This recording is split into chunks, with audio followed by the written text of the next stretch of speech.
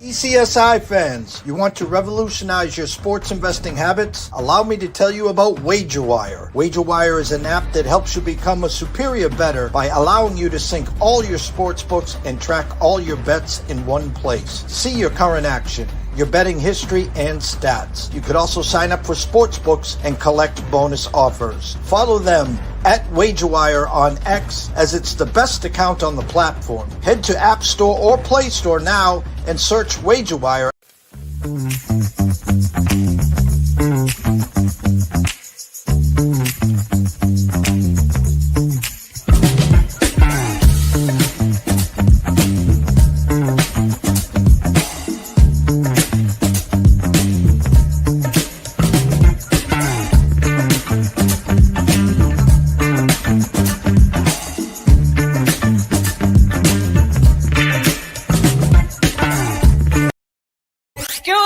DJ. Hey, check this out. We got a great show coming your way.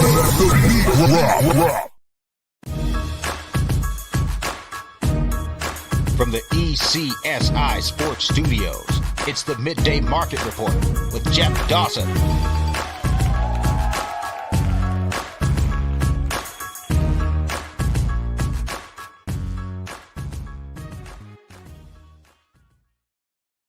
Good morning, sports fans from all around the globe. I am the host, Jeff Dawson, East Coast Sports Investors. It's that time of the week for the Midday Market Report with good friend and colleague, Mr. Tyler Wyatt. Go follow him at Tyler Wyatt Bets, and of course on the Odds Culture around the half hour, 11:30-ish mark. Matt Grissom at Grissom on X at NCAA Insiders will be here to talk SEC and Westgate Superbook cards. So without further ado, let's bring him in, Mr. Tyler Wyatt. What's up, T? What's going on, JD? Another weekend behind us. Again, obviously the shocker. Penn State loses at UCLA. Texas loses. You know, the preseason, pre-flop madness of Texas, Penn State, Clemson, probably far behind us. What do you make of the NCAA 2025 season? Yeah, Penn State was the largest upset of the season so far, a near 4-touchdown underdog. Nico, the ceiling for Nico is, there's draftability, or at least draft potential there with Nico. I saw that up close and personal in Knoxville. Also saw some, games where I was, unsure, but it had seen nothing to date with that entire UCLA. That's just been a dysfunctional program to start the year. You make a change at the coaching position, you get little Neuheisel in there calling the plays, and then somehow they look like I don't want to say they look like a top 20 team on Saturday, but they looked, like they could compete with a lot of football programs. It was a Penn State team, obviously long journey to LA, early-ish kick. There's a lot of things I guess you could point to and why, but none of them make any sense. That was a Penn State team that should have been able to just line up and run the ball straight at UCLA and come out with a victory. Where are they going to cover as 4-touchdown favorites? With that, I'm not sure, but it was just I haven't seen a team lay down quite like that in a long time. And I'm not going to say that it's going to come out at some point that this was a fix. I haven't heard that from some of my guys, some of the wise guys, but it stunk. There was a lot of things that stunk about that game. Kudos to UCLA, kudos to Nico. It was a solid victory, but yeah, that one was the biggest, and it's a big gap between that surprise and the next one. You mentioned the Texas and Florida game. That was, you're talking about a game that's played a touchdown spread. Can't be too shocked by a team losing. Seen some unusual things from Arch Manning this year as opposed to when he was filling in, last season. But this is a Texas team that looks kind of lost. It's a Florida offense that we have, I think, known has been pretty dangerous when they can put it together. But DJ Lagway had looked, at least from a decision-making standpoint, hadn't looked very good most of this season when playing anyone with a pulse. And that they flipped the script there. Something about Ben Hill Griffin Stadium, the Swamp, is just not an easy place to play. They figure it out. That's a game that I have circled for Tennessee that might be the decider for Tennessee in their playoff future. I do expect them to lose next week against Alabama. It should be a really good game.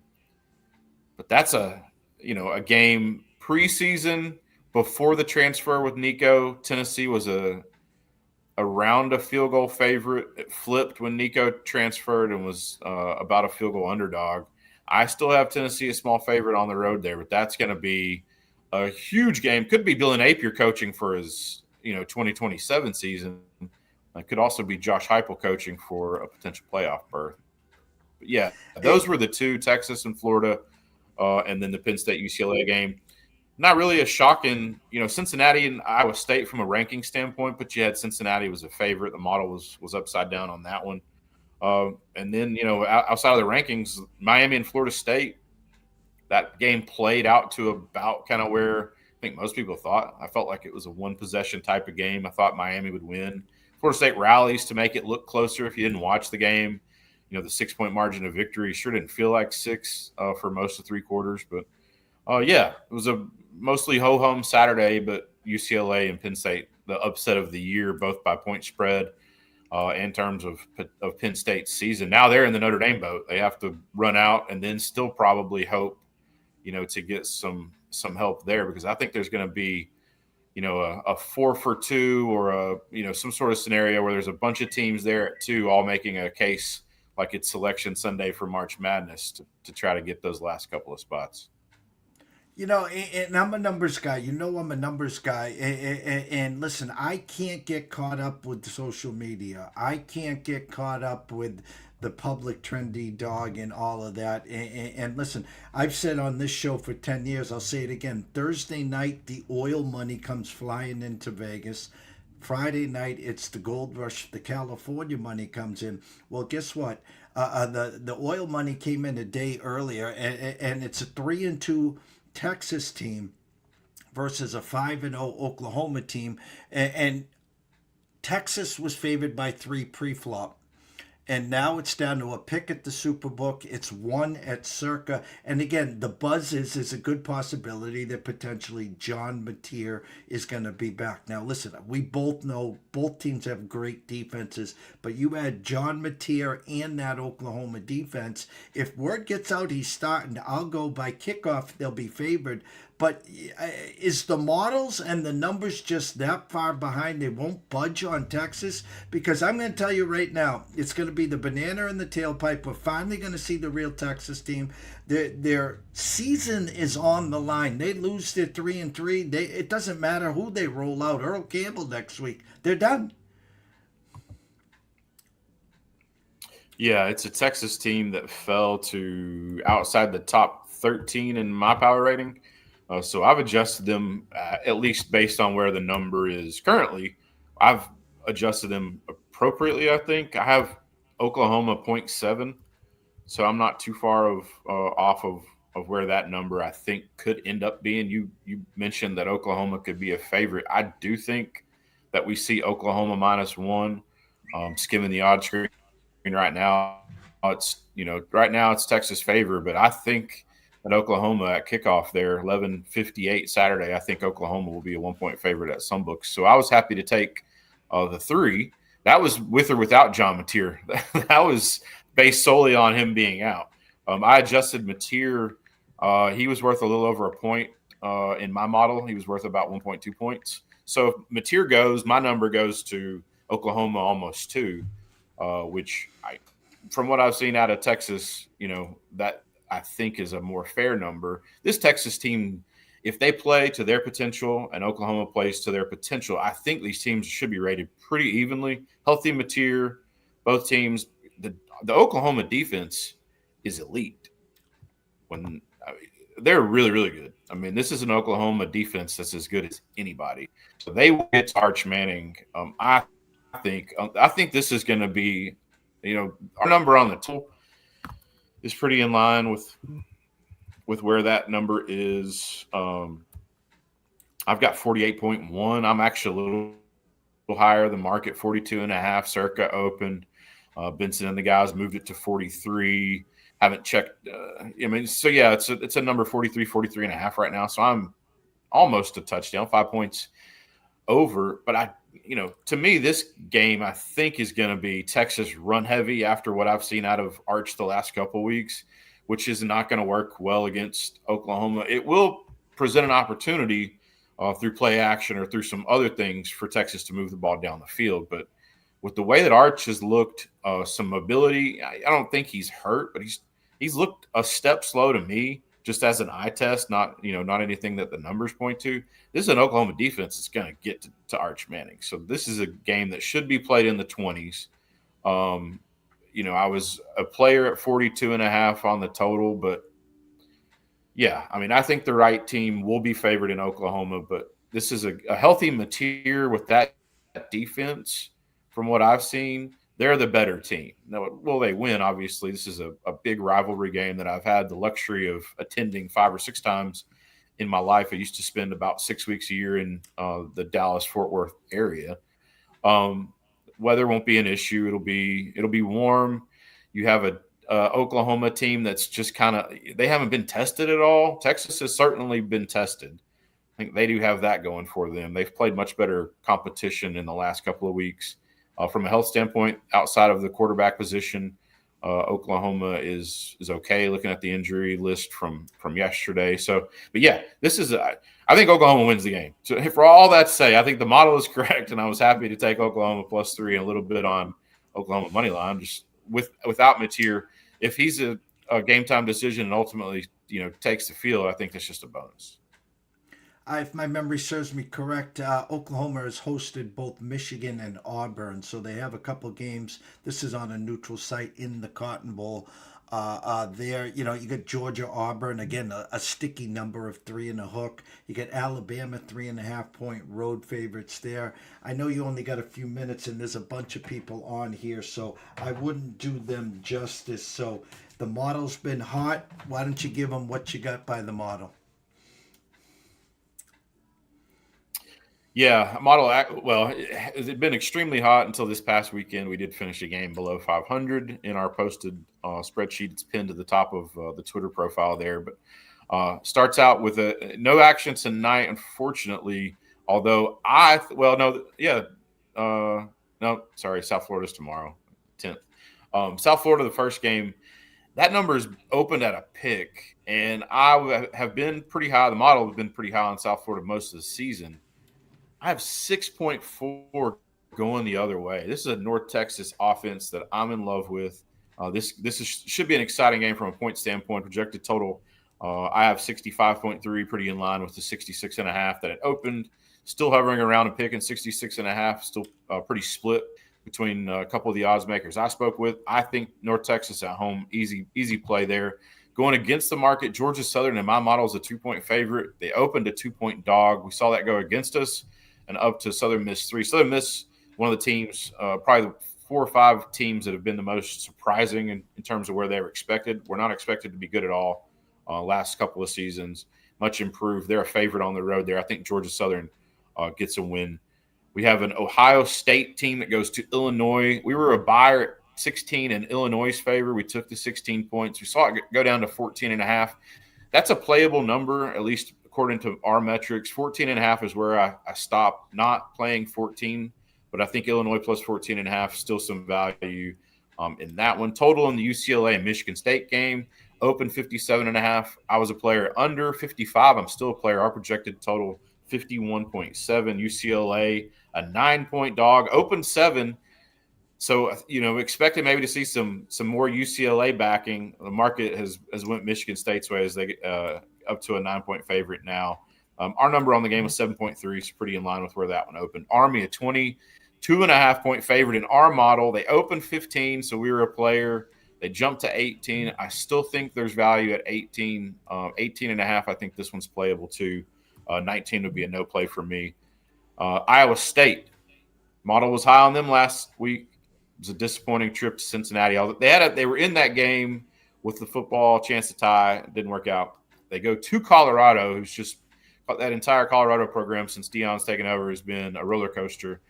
Opened a 5-point favorite. We saw that drop down to 3. Our model was 7. We didn't play the 5, but I'm a player at 3. It took Iowa State on the road at Colorado.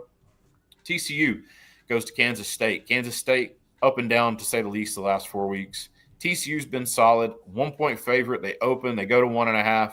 I'm a player at both numbers. I have 6.8 in that one. Air Force UNLV total. Jeff and the guys opened that one at 67.5. I have a projected total of 60.9. Happy to take under 65.5. Still playable. Would not play that one at 65. Tennessee and Arkansas will be in attendance for that one on Saturday. Opened at 13.5. I had a number that was right around 18 going into this week. Tennessee's a beneficiary of some injury news. They'll get a couple of defensive guys back. Number went against, dropped down to 12. I was happy to take 12 too. So I have a position at 13.5. I have a position at 12. My number on that one, 18.1. And then one of the last games, there's still some more plays that you can check out on the spreadsheet. Iowa and Wisconsin. Total opened to 37.5. Saw it drop to 36. Iowa opened a 3-point favorite. Saw it go up to 3.5. Our projected total was 42. I hate betting over. The model has been spot on when it's played over in this. There's always an Iowa matchup that's in the mid-30s as a total. We've nailed them when they've been around. I'm going to take this, and we've got an over ticket over 36 in the Iowa-Wisconsin game. It should be absolutely boring football, but I think they get past the 5-touchdown mark, and we see that over ticket cash. But, yeah, some other plays there will be posted on the Twitter profile there. It's pinned to the top. But, yeah, model looks to get back on the right side of it. We're still almost 25 games above 500 for the season. We are 108. I'll give you an accurate number here. 108 and 81, 57.1% on sides and totals. So happy to continue that, hopefully. But, yeah, look to write a one game under 500 after a week before where we were 24-7. So all those plays, about a little over 30 of them pinned to the Twitter profile. You can follow along there, and hopefully we get back on the right side. Season long, we'll be fine. Not worried. Tyler, at Tyler Wyatt Bets, at Odds Culture. We got 3 weeks till we start talking some hoops and UConn and all that good stuff. So have an amazing week. Enjoy yourself at the football game, and we'll catch up next week, sir. See you, boys. Tyler Wyatt, go follow him at Tyler Wyatt Bets. Excuse me. And, of course, at the Odds Culture. Quick commercial break. When we come back, Matt Grissom talking SEC and, of course, talking Westgate Superbook card. Stay tuned. ECSI fans, you want to revolutionize your sports investing habits? Allow me to tell you about WagerWire. WagerWire is an app that helps you become a superior bettor by allowing you to sync all your sports books and track all your bets in one place. See your current action, your betting history, and stats. You could also sign up for sports books and collect bonus offers. Follow them at WagerWire on X, as it's the best account on the platform. Head to App Store or Play Store now and search WagerWire and download the app. Mr. Matt Grissom. What's up, Matt? Hello, Jeff. How's it going? It's going. How about yourself? I'm ready to see Bobby Petrino round 2. Getting a little excited here, trying to tame my enthusiasm about how this offense is actually going to perform. An offense that has scored 1 touchdown over the last 6 quarters of play. Has the time passed Bobby Petrino and prime time? We'll see, but there's reason to be excited in Arkansas. Well, I'm going to pull that game up right now. A 4:15 start, opened at 13.5 with a 69.5, down to 68.5 with the 12. As you heard Tyler before he left for his radio spot in Knoxville, he had this at an 18. An Arkansas offense that to start the year was amazing. They just couldn't stop a nosebleed, and as you said, in the last 2 games, they kind of quit, obviously. The fumble at Memphis started it, and then Notre Dame came and ripped their heart out. Insert Bobby Petrino. Now it's a shootout at the OK Corral. If I asked you, what are you more afraid of, the offense or the defense? I think the biggest question mark is the defense. You know, Petrino pretty much had the reins to go hire whoever he wanted to, which you don't usually see in an interim position. Fires Travis Williams, the former DC that really I thought Hog fans were really happy to have kept. I think he was a finalist for the Broyles Award, the Assistant Coaches Award. Whatever happened, the defensive line has been absolutely terrible. There's been no effort being given on defense. It's just been very sluggish play. we saw evidence of it against Memphis, and then obviously we just let the rails fly off and against Notre Dame and couldn't tackle anybody. So Petrino fires, I think, 3 defensive coaches and then brings in a couple of guys that he has coached with before. And they've just kind of gone back to the basics with defense and just, if you're going to go to the ball, go fast. If you're going to tackle hard and just be accountable. So unless they rolled out some 4 or 5-star guys that were just walk-ons, I'm not real sure that it changes a whole lot, but it at least sounds like they're going into a game with a actual plan. I think our running back, he tweeted out how Tennessee's defense has some holes that they could exploit.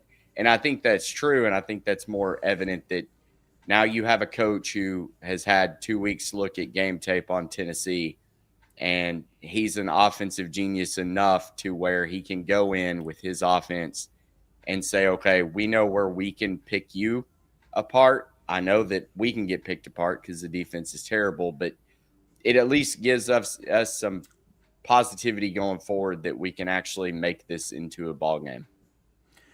Back in the heyday, I'm not talking Ryan Mallett. I remember Run DMC back there, McFadden and company, the 3-headed monster. You could play keep away. If you, what's your best offense? Well, keep the offense on the field when the defense sucks. But you roll into Knoxville, and they got one of the best offenses, as we know, in the country. If you roll that ball out and say first 1 to 40, you might score 30, but Tennessee could score 50. Yeah, and that's what the model is projecting right now. We've got Arkansas losing this 28.9. So basically 29 to 39.5, so 40. Are we going to be surprised if it's a 40-28 game? No. But I do think the tempo back and forth, it's going to hover around that total. Because you look back last year, I think we had a high total last year, and it ended up being a more of a lower scoring dogfight. So you, like Bobby Petrino, when he was asked, do you feel like this is just going to be a back and forth type game? And he goes, it just depends on how the game goes. I've been a part of several games where I think, all right, we're not going to be able to stop each other. And then it ends up being, 7-3 at the half. And you're like, okay, well, this is the game. This is how we're going to have to play it. So I'm not going to be surprised if both teams kind of start out of the gate a little cooler than normal. But again, I don't think, 40 points is probably going to win it. And I don't think Tennessee's going to have a problem getting to 40. SEC, I think Alabama right now lost the first game of the year at Florida State, and they've been rolling since. Huge Simpson fan. I think he's amazing. Of course, we get snake bit. We had their team total over against Diego. And if the number opened at 13.5, closed around 10.5, and all the Vanderbilt backers were all set, ready to pop the champagne. And the first down, kneel on the ball, Alabama, the game's over, and yet they break a touchdown to break the hearts of the Commander backers. But my point is 3.5-point favorites at Missouri. So as soon as we want to anoint them as the team to beat, could they be on upset alert this week, Matt? Yeah, I think so. And I took Missouri plus the 3. I haven't really seen Missouri play. They've had a pretty easy schedule so far. But Eli Drinkwitz in years past, as long as he's got a quarterback and somewhat of a running game, he's going to be successful. I think Alabama is good, but let's pump the brakes a little bit. They should not have covered against Vanderbilt. That was my favorite bet on the board last week, and it was just absolutely gut-wrenching. 16 seconds left. What do they do in the NFL? They're going to get the first down, and they're going to fall down and sit on the ball. But maybe it was because Diego Pavia was out there practicing his kneel downs. Like he was going to be doing that. The audacity of the kid, I like it. I think it's fun for the sport. It's what makes college football. But on the flip side, when you back the side that is out there doing that, expect Jam Miller to run it in for 20 yards at the buzzer to get that backdoor cover. And yeah, That was gut wrenching. That was actually, I think I was 3-0 in the contest at that point. And I'm thinking, all right, Vanderbilt's covered this entire game, about to go 4-0, looking real good for the evening slate. And then it was like a shift in the universe. Vanderbilt allows that touchdown, 0-4 after that. So, last week finished 3-4 in the contest. I know that feeling because the same thing happened to me and the Mr. Lucky in the NFL contest. We were 3-0, all set to go 4-0 with one left, and we were on the wrong side of the last 30 seconds. And it was the Raiders when they missed the field goal against Seattle, and then we lose the late game. Not Seattle. 2 weeks ago, Raiders missed field goal. I forget who it was, but yeah, that cost us, and then we lost the next game. And then last week a shitstorm, run to the window to get the card in early for the Rams. They lose outright to the 49ers, and the rest was history there. Some marquee games before we get to your Westgate card. Talking to Tyler at length about this. Texas 3-2, Oklahoma 5-0. Rumblings of MATEER will be potentially playing. The line is now shifted to a pick or one. If MATEER is announced that he's playing, I'm going to go on record. Oklahoma will close -1, 1.5. Season's on the line for the Longhorns, Matt. What do you think? Arch Manning just looks so bad. And until he plays a game against a quality opponent where he actually looks like a Division I quarterback, I have to fade them. And I took Oklahoma +3. I think MATEER being back is an added bonus, but I still think Hawkins was going to win. It's a rivalry game. I get it. You got to throw out the records and stuff, but Texas just looks bad. I mean, I will truly be shocked if Texas wins this game. I just don't think they're very good. I think the stench of the week, correct me if I'm wrong, Georgia, 3.5-point favorites at Auburn. Why is that number so sticky? I don't know. Georgia kind of looked like they returned to form last week against Kentucky. I'm not going to be surprised if Georgia rolls here. Jackson Arnold's been kind of inconsistent. Not real pleased with Georgia at this point, although they haven't really looked bad. They just don't look like their normal Georgia. But I think the 3.5, it may be a little trappy of a line, but I mean, gosh, I thought Mississippi State +14.5 was way too many points last week against A&M, and it got up to 17.5 before kick. They ended up covering both numbers, and this is an Auburn team that hung tight with A&M. So I don't know who's good and who's bad right now in the SEC. I think we have a general idea, but I think this is going to be another weekend where some things get answered.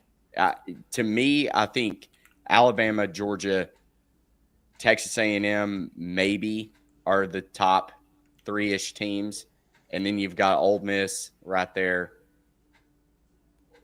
I don't really know after that. LSU looks hit or miss. Oklahoma, if MATEER gets back healthy and can keep that train running, they're going to be good. Their defense is, I think, the best in the SEC, best in the country.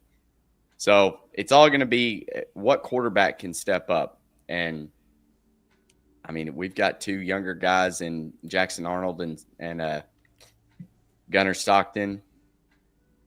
Do you think Georgia's defense can do enough to stop Jackson Arnold? Probably. Their offense hadn't been great. I think it's Georgia -3.5 or nothing. I just don't trust Hugh Freeze and this Auburn team enough yet. A&M upset. Listen, their AD should be fired because I've never seen a tougher schedule in my life than what this Florida team has had to go through. I can just imagine what Q's doing, but they get back on stride. Here's the Bill Napier run saved my job. 7.5-point dogs at A&M. You talked about A&M a minute ago. I've been on the wrong side of Florida every which way but loose. I stayed away last week, but I did like Florida. I left them on the desk. I kind of like Florida again this week, Matt. Yeah, Florida is a very very hard team to handicap. I think I've bet on them twice. I was 0-2. I've stayed off of them. Florida's defense has been good. DJ Lagway, can he be the guy? Again, I said I'm not completely sold on A&M. They've had, to me, a pretty favorable schedule. They deserve to be in the top 10 based on that, but I don't think they're a top 10 team at the end of the season. Remember, this is still A&M, and I may piss off some Aggies fans, but your team is always going to be a 9-3, 10-2 team. Like, not a national championship team. Sorry, you're not going to get there this year with Elko in year 2. As good as you may be on paper, I think Florida is probably the right side here too. Before we get to your card, Ohio State, Matt Patricia, hats off. They're going to start to remind me of that Ohio State team last year where they just started getting cooking with Crisco. Their defense, top of the line. Listen, again, an egg on my face. I had Florida State team total last week, and thanks Castellanos. Settled for a field goal on the first possession, and then the rest was all Hurricanes. And I'm going to talk about the Ducks. Ohio State, Miami, and the Ducks. I know Ohio State's got the better defense. We don't know what Oregon's all about. We'll find out this week. 7.5-point favorites. A lot of money coming in on Indiana there as they travel to Oregon. But pound for pound, both sides of the ball, quarterback play. I hate to say it, Matt. I think right now, Miami's the best team in the country. I would agree. I thought last week that was their spot to maybe lose or get to play that game really close. And I know the final score wasn't really indicative of how much Miami dominated in that game. And I think Carson Beck, we knew he had all the hype coming in. He's a great pocket passer. He can make all the throws. I agree. The Miami defense looks good. They shut down Castellanos for the most part. I'm not sold on Julian saying, not saying that he is too young to go win a national championship. Maybe it's the bias of not liking Ohio State, can't stand Ryan Day. But I try to look through a lens of, okay, let's remove the hatred towards Ohio State. Is this team really good? And they're putting up decent numbers. They haven't really played anybody tough. So we'll see. And then the same thing goes for Oregon, who, I love Dan Lanning and love Dante Moore. I think they're really fun to watch. But they're going to have their hands full this weekend against Indiana. I'm actually going to take Indiana plus the points. I think on air, I've just came to that conclusion. I think Cignetti can probably expose several things. I think Mendoza has been a really good quarterback so far, and we're just going to see like an old-fashioned duel of Pac-12 mixed with a little Big Ten, I guess. But, yeah, Indiana should be able to play them close. As far as Ohio State, I don't think Burt Bielema is going to get it done either. Ohio State probably rolls this weekend, but I'm ready for them to get into a little tougher competition. Well, the card this week, what are your eyes seeing in your Westgate Superbook card? So interestingly enough, I'm doing really well in the Thursday night games. So I was 2-0 last week. I think I've picked one every week. The only one I've lost is Florida State 2 weeks ago against Virginia. Outside of that, I think I'm 8-1 when I pick the during the week games for whatever reason. Love them. So I'm on 2 tonight. I took Southern Miss -3 and East Carolina +6.5. Looking at the point projections, our model really likes Southern Miss doing a lot of things well. We project it 7.4-point victory, and then East Carolina 29-31. This should be a tight one with Tulane probably going over as well. So I like the Pirates to get that done. So hopefully we can start 2-0 again and then not go over. But I laid it with Iowa. I think Iowa for the first time in a while has had some offense too to put with that. So I'm taking that against a bad Wisconsin team. And then USC -2.5 against Michigan. I think this is a buy low spot for the Trojans. I still think the Trojans are a very good team. They can do everything. Michigan's so hit or miss. The quarterback from Michigan, I think Underwood, he's been so up and down in some games. So I think USC, that 2.5 is too cheap. We talked about Oklahoma earlier. The contest came out +1 for Oklahoma. I agree with you. If it is MATEER, I think that flips. Maybe even gets up to like a 2.5 in favor of Oklahoma. And then I laid it with San Diego State. If you have not done yourself a favor and watched Denagle for San Diego State, he just throws it deep. And Nevada can't cover it deep either. So I think a lot of points. The Aztecs are going to just go out there and like all go on to every single play. It's like watching a 13-year-old play college football 26. Just go routes for days. And then I took, let me see here what my other play was. NC State +23. I think Notre Dame has really turned it on, but let's pump the brakes. I think this is a great opportunity for NC State to go in and play spoiler. May not win outright, but I think 23 points is way too many for the contest. So I think the line I saw was 21.5, 22. So getting that full 23 in this little sandwich spot for Notre Dame, I like the Wolfpack to get it done. Everyone knows on X to follow you at Grissom on X. Of course, the NCAA Insiders. We still got some time till baseball season. But as we always wrap up this segment, Matt, tell them where they can find all your work.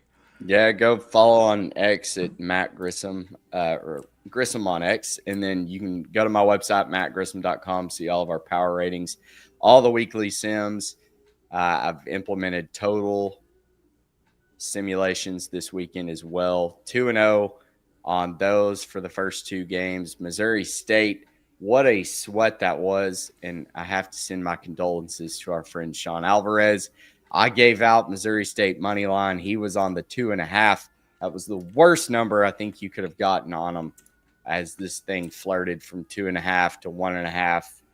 Sat at 2 for a little bit. And then, of course, it ends 22-20 with the 2-point margin. Just absolutely heartbreaking for him. And then the other one was the under. Took the under, Liberty, UTEP. Tweeted both of those out. 19-8, Liberty gets it done, and what is an odd score for football there. But, yeah, that was a rocking chair winner for the under, as it goes under by 20.5 points. So I'll try to keep tweeting out plays. I like the engagement. Love the smack talk when it loses, too. Everybody loves a good Twitter troll, but I put it out there. 2-0 this week. Let's keep it rolling tonight. Go follow Matt at Grissom on X, and of course at NCAA Insiders tomorrow morning, 9:15 a.m. Myself and Scotty Webb will be back for the NCAA NFL card for the week, and of course we'll do some MLB recap around 10:15, 10:30. I'll be a guest with Andrew McGinnis at McGinnis Picks and Wager Talk, and at 11 o'clock Nick Hathcote makes his Friday return as his Notre Dame team keeps rolling, and we'll see if he keeps on the heater. So from myself, Jeff Dawson at EC Sports Invest, the one and only Mr. Matt Grissom at Grissom on X, NCAA Insiders. Wish everyone a blessed day. Enjoy yourself. We got baseball, NFL, and college out there. Oh, the NHL too. Stay tuned.